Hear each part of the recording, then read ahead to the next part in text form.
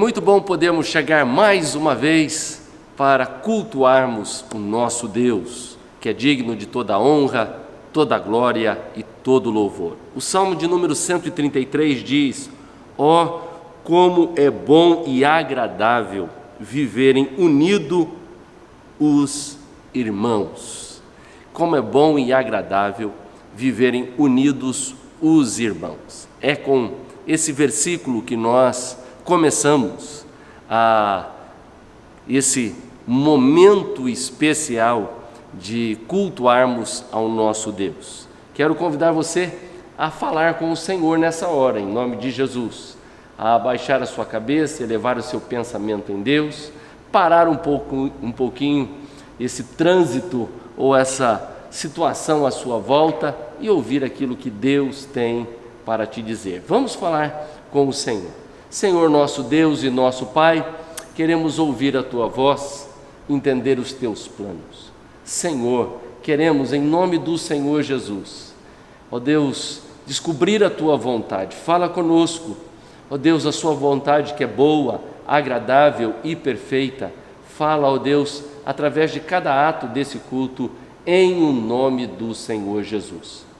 Ó Senhor, que possamos, ao findar deste culto, ter a ciência de que o Senhor falou conosco, de que o Senhor, ó Deus, nos dirigiu no caminho correto. Ó Senhor, vem sobre nós, em nome de Jesus, amém. Antes de continuar, quero lembrar que hoje é o primeiro domingo de dezembro e é tempo de tomarmos a ceia do Senhor. Se você está me assistindo, significa que você não está conosco nesta hora. Então, prepare aí um pão sem fermento, bolacha, água e sal e o suco da uva para tomarmos a ceia do Senhor. Agora mesmo, prepare para que no momento oportuno você então venha cear conosco. Quero fazer um convite para você se fazer a sua inscrição no YouTube do nosso canal, se inscrever ali no nosso canal, também dar um likezinho para a mensagem ser divulgada e ir mais longe, e ainda, em nome do Senhor Jesus, tocar o sininho aí para que você receba novas notificações. E ser um missionário pós-moderno. O que é ser um missionário pós-moderno? É você ter o privilégio de ter nas suas mãos esse aparelho, seja ele celular, ou o seu tablet, ou o seu computador, e poder enviar essa mensagem para mais 3 ou 5 pessoas, onde você desejar. Pode ser do outro lado do mundo, você assim o fazer. E faça isso com alegria, sendo um missionário pós-moderno, em nome do Senhor. Agora nós vamos adorar e bendizer. Erga sua voz e louve ao Senhor, que é digno de toda a adoração, em nome de Jesus.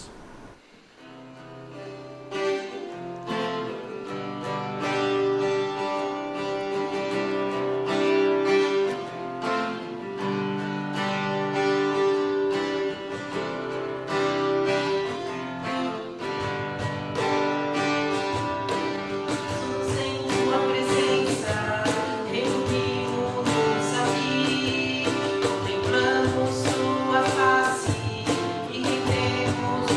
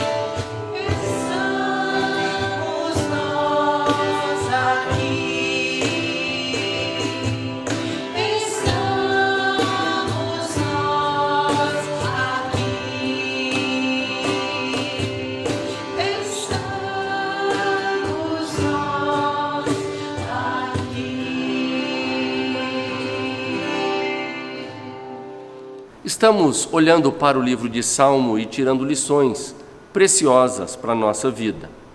Estamos naquele momento no livro em que estamos olhando o Salmo dos degraus, ou Salmo dos peregrinos, por assim chamado, ou ainda de romagem. Era quando os peregrinos indo para a adoração em Jerusalém, seja na festa de libertação da escravidão do Egito, seja no início da colheita, ou seja no final, o Pentecoste, eles indo para esta festa iam cantando estes salmos. Esse que nós vamos olhar para ele hoje, a composição é de Davi.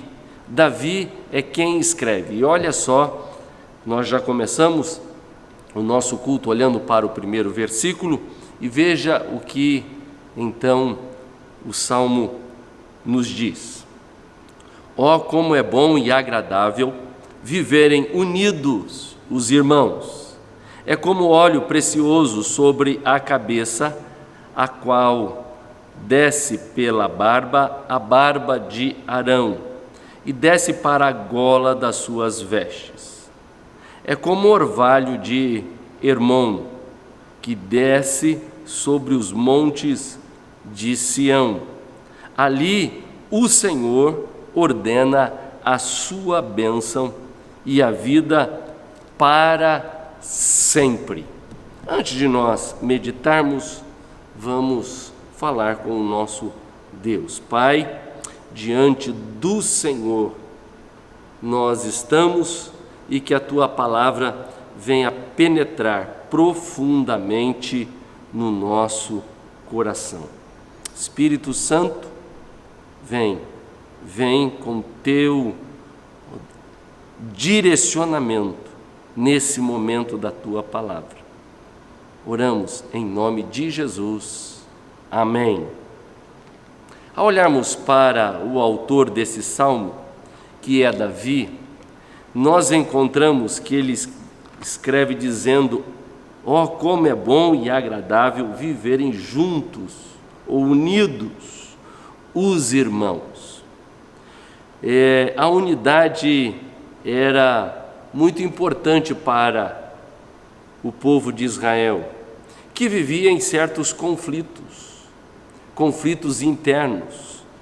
Se a gente olhar para 2 Crônicas, ou 2 Samuel, capítulo de número 2, nós vamos descobrir que assim que Saul vem a falecer, então Davi assume o reinado, mas de Judá, e há uma certa resistência, uma certa situação complicada para que Davi pudesse assumir toda a direção de Israel.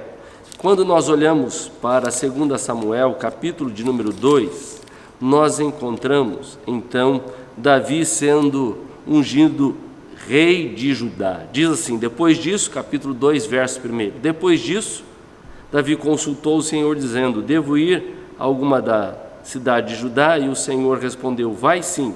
Davi perguntou: para onde devo ir? O Senhor respondeu: para Hebrom. Davi foi para lá, levando consigo as suas 2 mulheres. E logo nós encontramos que ele é então ungido rei de Judá. Então vieram os homens de Judá e ali ungiram, verso 4, Davi, rei sobre a casa de Judá. Mas Abner faz Isbosete rei de Israel. Veja que no mesmo momento em que Davi é ungido rei de Judá, Abner faz Isbosete rei de Israel. E então há uma certa guerrilha dentro do próprio Israel, até que então Davi consiga ser o rei de todas as 12 tribos. E agora ele está dizendo ou escrevendo o seguinte: como é bom e agradável viverem unidos os irmãos. E uma das coisas que unia o israelita era justamente a sua adoração ao Senhor. O que ele está dizendo que, independente de tribo que fosse, era importante essa unidade. Agora, o que ele estava dizendo era que bom e agradável era que de todas as tribos eles vivessem em união. O salmista procurava aqui basear esta comunhão ou essa unidade não na bondade dos seus compatriotas ou ainda pelas habilidades políticas, mas, sobretudo, na maneira como iam adorar a Deus em Jerusalém por causa das 3 festas que eram designadas, dizendo: olha, é muito bom poder adorar ao Senhor. Ainda ele usa a expressão aqui, como óleo precioso sobre a cabeça, a qual desce pela barba, a barba de Arão. Entre a comunhão agradável ao óleo da unção sobre a cabeça do sumo sacerdote. Se a gente olhar para o livro de Êxodo, nós vamos descobrir, capítulo de número 30, verso de número 22 até o verso de número 30, como deveria ser esse óleo, um óleo especial para a unção. E esse óleo, ele deveria ser, então, derramado sobre o sacerdote. E esse óleo, como diz aqui, gola pode ser a borda do pescoço, como também a borda da barra. Esse óleo que viria sobre a cabeça e desceria sobre o rosto e a barba, tomando conta de todo o sumo sacerdote que era Arão. Ou seja, toda a Israel estava envolvido ou estava sendo chamado para uma unidade. Assim como o óleo vinha sobre a cabeça, descendo pela barba, pelo pescoço, invadindo o corpo total deste sumo sacerdote. Portanto, esta união deveria ser de norte a sul, independente de qual tribo fosse, tendo sobre si o amor fraternal, o amor que era precioso, porque esse óleo era único, esse óleo era algo que era designado especificamente para o momento desta adoração. Ele está dizendo, ou com essa ilustração, falando sobre essa importância da unidade de norte a sul, e que essa unidade deveria estar baseada na adoração do Senhor, e que o óleo, que muitas vezes tem a representação do Espírito Santo, pudesse estar sobre os irmãos de tal maneira que traria frescor, traria justamente o cheiro, um aroma agradável.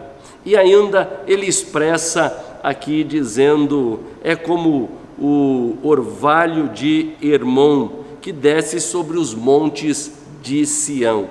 Aqui, 2 montes completamente diferentes. Hermon é um dos maiores montes que pode ser visto de longe em Israel. E ele geralmente fica coberto de neve. E em volta do Hermon é um pouco mais molhado, devido, muitas vezes, o derreter da geleira e fazendo lagos. E então era algo onde as plantas cresciam.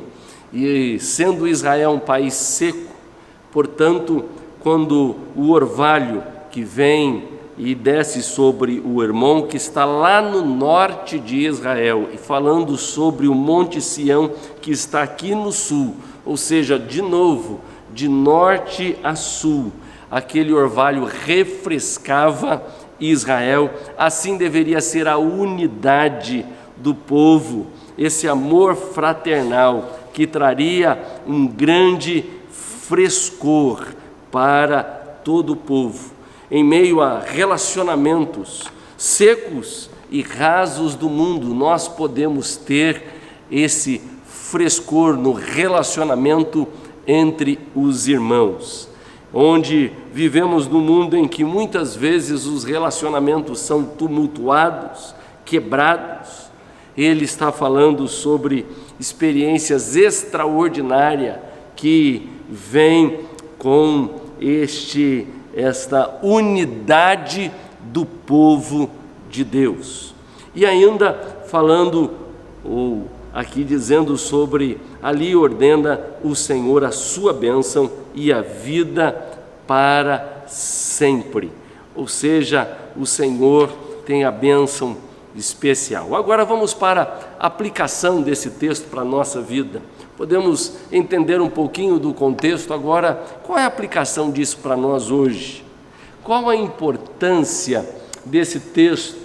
O que esse texto pode me ensinar e te ensinar através desta situação geográfica em que Davi fala sobre esse monte, o orvalho, e ainda fala um pouco desta situação religiosa de Arão e do óleo. Que lições importantes podemos tirar daqui?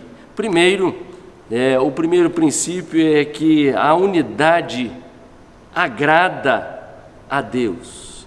A união entre os irmãos é bela aos olhos de Deus. Coisa muito importante é que casa dividida não sobrevive, não prevalece. Empresa dividida não sobrevive, não prevalece. Igreja dividida não sobrevive, não prevalece, baseado em Mateus 12, verso de número 25. A desunião dos crentes é um gesto de imaturidade e de carnalidade. Quando olhamos para 1 Coríntios capítulo 3, verso de número 1 até o verso de número 3, nós vamos descobrir que esta desunião é um gesto de carnalidade. Veja o que diz capítulo 3 de 1 Coríntios, verso de número 1 até o verso de número 3, diz o seguinte, a palavra de Deus: Eu, porém, irmãos, não pude falar a vocês como pessoas espirituais, e sim como a pessoas carnais, como crianças em Cristo. Eu lhes dei leite para beber, não pude alimentá-los como comida sólida, porque vocês ainda não podem suportar, nem ainda agora podem, porque vocês ainda são carnais. Porque se há ciúmes e brigas entre vocês, será que isto não mostra que são carnais e andam segundo os padrões mundanos? A primeira lição especial que nós encontramos nesse salmo é a importância desta unidade que agrada a Deus, e a desunião é imaturidade e carnalidade. Quando os crentes são unidos, a igreja passa a contar com a simpatia dos de fora, como nós podemos ver em Atos capítulo 2, verso de número 47. A segunda implicação que nós encontramos aqui é que a unidade ou a união entre os irmãos, ela é curadora, ela é terapêutica. O verso de número 2 diz: é como óleo precioso sobre a cabeça, que desce sobre a barba de Arão, e que desce a orla das suas vestes. A união entre os cristãos é como o óleo é símbolo do Espírito Santo, e produzia naquele momento, para aquele que era ungido, cura e alívio. Duas coisas. cura e alívio. O óleo era usado como um cosmético, como um remédio e como unção espiritual. Quando nós olhamos para esse texto, onde ele está falando que o óleo desce sobre a cabeça e vai sobre a barba de Arão, trazendo justamente essa cura e esse alívio. Portanto, a união entre marido e mulher, entre a família, entre igreja, entre os irmãos, é fundamental e ela vem produzir cura e ela vem ser terapêutica, tratando especial de uma comunhão que cura, uma comunhão que traz a cura. Há muita gente solitária, vivendo vida só, abandonado, e se tem algo que vem trazer a cura para isso é a comunhão sadia, agradável, como diz aqui, como é bom e agradável viverem unidos os irmãos. A terceira lição especial que a gente encontra nesse texto é que a união entre os irmãos é restauradora. Veja que agora usado a expressão do orvalho. A união é como o orvalho é símbolo da presença restauradora de Deus. Se a gente olhar para o livro de Oséias, quando nós olhamos para o livro de Oséias, nós encontramos no capítulo de número 14, verso de número 5, a seguinte expressão. Olha o que diz, verso de número 5: serei para Israel como orvalho, ele florescerá como lírio, e lançarás as suas raízes como cedro do Líbano. Portanto, quando nós olhamos para esse texto, como orvalho é o símbolo da presença restauradora de Deus. Isso é que é a união entre os irmãos. O orvalho é discreto, cai sem nenhum alarde, sem trovões, sem relâmpagos. O orvalho vem à noite, depois do calor e nas horas mais escuras. E veja que ele está falando sobre essa importância do orvalho que cai desde o norte até o sul, justamente dizendo que ele tem esse poder de restauração em Israel.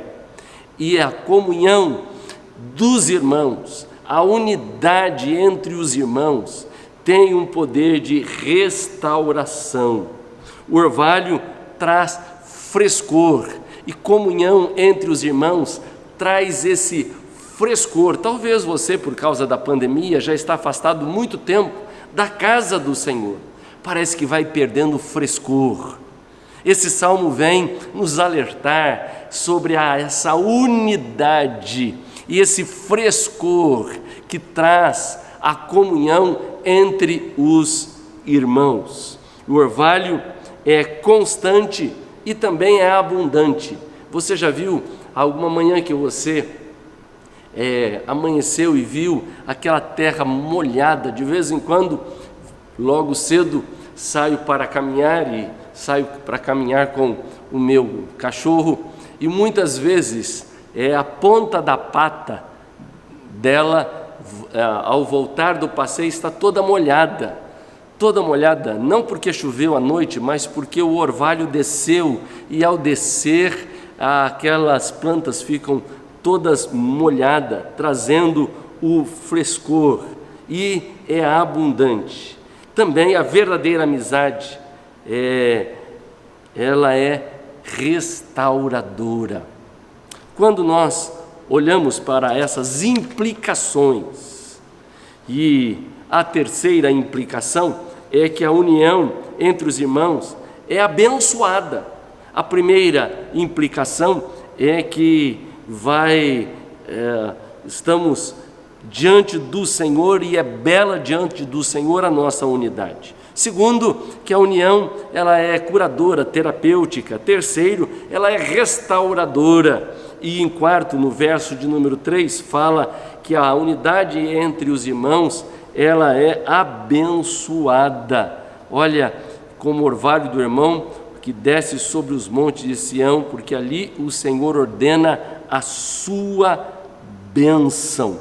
Ou seja, quando olhamos para esse texto e entendemos, então, que o Senhor abençoa a igreja com um número maior de pessoas por causa da vida de Deus na igreja. Ainda, um crescimento espiritual onde a bênção de Deus está presente. Olha, e esse relacionamento de comunhão ajuda a igreja no aspecto de a vida com Deus e a bênção de Deus ser presente. Louvado seja o nome do Senhor. Agora, tem alguns pontos importantes que eu quero destacar, que é o seguinte: primeiro, sem união não agrada a Deus. Segundo, sem união, sem unção. Terceiro, sem união, sem bênção. Quarto, sem união, sem vida eterna. Do mesmo jeito que nós estamos vendo aqui as implicações práticas desse salmo, onde a unidade da igreja é importante, podemos ver que onde não há união, Deus não se agrada. Portanto, agora aqui eu quero dar uma pausa aí, pegar um pouquinho no seu pé. Há unidade na sua casa? Há união no relacionamento marido e mulher? Há união entre você, seus filhos? Há unidade na família? Há união nos negócios que você tem? Sua empresa está unida? Você faz parte da igreja do Senhor Jesus? Você tem estado em união com a igreja do Senhor Jesus? Se não tiver esta unidade, se houver desunião, que Deus abomina, Deus não se agrada. Olha que diz Provérbios 6, 16 e 19. Estas 6 coisas o Senhor odeia, e a 7ª a sua alma abomina: os olhos altivos, a primeira, a língua mentirosa, a segunda, mãos que derramam sangue inocente, a terceira, o coração que macuna pensamentos, pensamentos perversos, o quarto, quinto, pés que se apressam a correr para o mal, o sexto, a falsa testemunha que profere mentiras, e o que semeia contenda entre os irmãos. O que semeia contenda entre os irmãos. Essa é a 7ª. E ele diz que há 6 coisas que o Senhor odeia, e a 7ª ele abomina: o que semeia contenda entre os irmãos. Portanto, se não há unidade, Deus não se agrada. Se não há unidade, não tem a unção. Se não há unidade, é sem bênção. Se não há união, sem vida eterna. Que o Senhor nos ajude nesta hora, para que a unidade possa estar sobre a nossa vida, que a unidade possa estar sobre a nossa casa, a nossa família, que todo o espírito de desunião, de quebra, e começa com quebra de relacionamentos, de um não falar com o outro, de um não estar unido com o outro. Certa feita fui fazer um funeral de um jovem que morreu de acidente, mas fazia 2 anos que ele e seu pai não se falavam e viviam na mesma casa. Quando um entrava na sala, o outro saía para a cozinha. Quando um entrava na cozinha, o outro saía para a sala. 2 anos sem se falar, morando na mesma casa. Não havia unidade. E aquele pai que estava ali, prestes a enterrar o seu filho, estava acabado, destruído, porque teve o privilégio de abraçar, de beijar, de sentar, de conversar, mas não o fez. E agora não era mais possível. O texto está dizendo: como é bom e agradável é que vivam unidos os irmãos. O rei Davi, ao escrever esse salmo, sabia da dificuldade, tinha ciência de que isso seria uma dificuldade no reino. Se a gente olhar e estudar bem a palavra de Deus, nós descobrimos que logo em seguida Salomão assume no lugar de Davi. E depois se divide em Reino do Norte e Reino do Sul. As 10 tribos ficam separadas das 2. Agora, o cântico está aqui. O peregrino vinha cantando que, apesar das tribos estarem separadas e haverem essas divergências, que na adoração ao Senhor era bom e agradável viverem unidos. Que nesta hora sua família possa ser unida nesse Natal, nesse período de pandemia. É tempo de unidade, é tempo de estar junto, e isso é agradável a Deus. Isso é belo diante dos olhos de Deus. Isso é terapêutico, é curador. Isso também é restaurador. E isso é abençoado pelo Senhor. Que Deus nos ajude. Vamos orar pela unidade, em nome de Jesus. Pai, diante do Senhor nós estamos. E que a Tua palavra penetre profundamente no nosso coração. Senhor, que haja união. Essa família, ó Deus, que está destruída, está dividida, pensando em separação, em divórcio, filhos pensando em sair de casa, mulheres pensando em abandonar a sua casa, homens pensando em deixar o seu teto. Senhor, traz unidade. A unidade é belo aos teus olhos, é agradável, e ela tem o poder, ó Deus, de restaurar, de curar, tem o poder, ó Deus, de abençoar quando nós estamos unidos. Fala o coração. Espírito Santo, vem com o teu poder, trazendo, ó Deus, cura, restauração aos relacionamentos, em nome de Jesus e para a glória do teu nome. Amém e graças a Deus. Chegou o momento de nós, então, tomarmos a ceia do Senhor. Espero que você esteja preparado. Nesse instante, vamos tomar a ceia do Senhor, vamos à mesa do Senhor. Chegou o momento especial da ceia do Senhor. Essa ceia não é da igreja nem do pastor Marco, essa ceia é do Senhor. Todos estão convidados para participar dessa ceia. Você está na sua casa, tome o pão e o vinho, para que você então possa participar da ceia do Senhor. Os elementos especiais: pão sem fermento, suco de uva, que foi esmagado para se tornar esse líquido.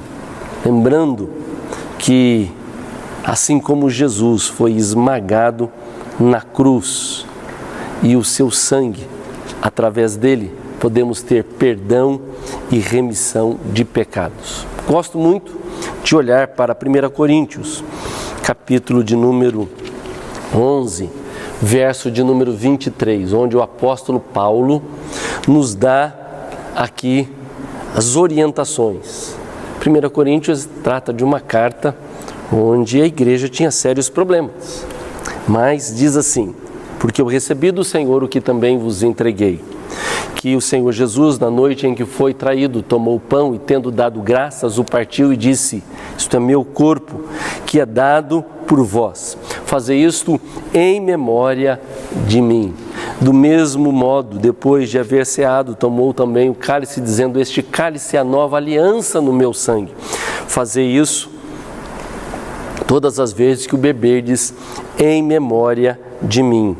Porque todas as vezes que comerdes este pão e beberdes o cálice, vocês estão anunciando a morte do Senhor até que Ele venha. Por isso, aquele que comer o pão ou beber o cálice do Senhor indignamente, será réu, será culpado do corpo e do sangue do Senhor. Que cada um examine-se a si mesmo, e assim coma do pão e beba do cálice. Pois quem come e bebe sem discernir o corpo do Senhor, come e bebe juízo para si. Aqui na ceia é um momento especial de 3 olhares. O primeiro é um olhar para o passado, lembrando que é um memorial, algo histórico. Pão sem fermento, partido, rasgado, mastigado, lembra do corpo do Senhor Jesus. Quando nós olhamos para Isaías 53, onde o Senhor foi trucidado, lembramos do suco fresco de uva esmagada, Jesus que foi esmagado, o seu corpo, o seu sangue foi derramado para que eu e você pudéssemos ter perdão dos pecados. Quando olhamos ou temos um segundo olhar, é um olhar para dentro. Está dizendo: examine-se, pois, o homem a si mesmo, e assim coma do pão. Eu não posso examinar você, mas é um olhar para dentro. Primeiro um olhar para o passado, mas segundo um olhar para dentro.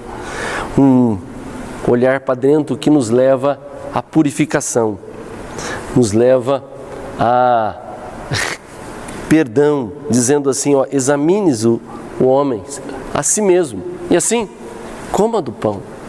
É um olhar para dizer: sonda-me e conhece, vê se há em mim algum caminho mau que não te agrada, que não agrada ao Senhor, e que nós possamos fazer um acerto. Lembrando que se confessarmos os nossos pecados, Ele é fiel e justo para nos perdoar os pecados e nos purificar de toda a injustiça. 1 João 9. Mas também é um olhar para frente, para o futuro, um olhar profético. Porque quando a gente come e bebe, nós anunciamos a morte do Senhor até que Ele venha. Quando olhamos para Mateus 26, verso 29, diz assim: e digo-vos que desde agora não beberei deste fruto da vide, até aquele dia em que eu beba novo convosco no reino do meu Pai. É um olhar para o futuro, lembrando que Ele voltará para nos buscar.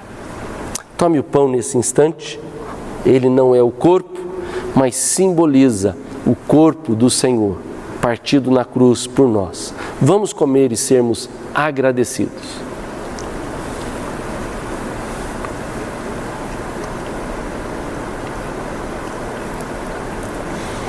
Ó Deus, obrigado. Obrigado, ó Deus, por ter enviado o seu Filho, o qual tomou a cruz no meu lugar, morreu por mim. Era um pecador, mas o Senhor me resgatou, comprou com a vida do Senhor Jesus. Muito obrigado. Por semelhante modo, depois de haver ceado, tomou o cálice, dizendo: esse cálice é a nova aliança no meu sangue. Fazer isto em memória de mim. Tome e seja agradecido.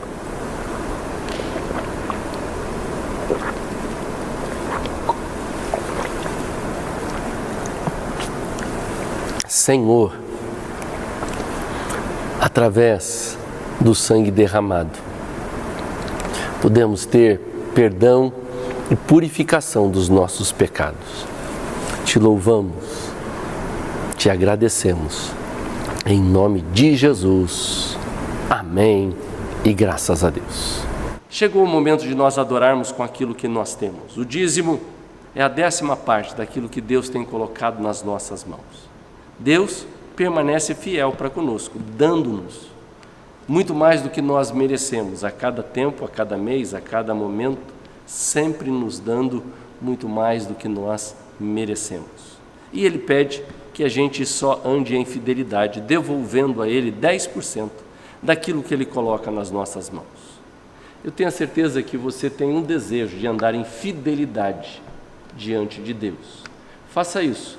O número da conta da igreja está aparecendo, o Pix é 19-98349-0033.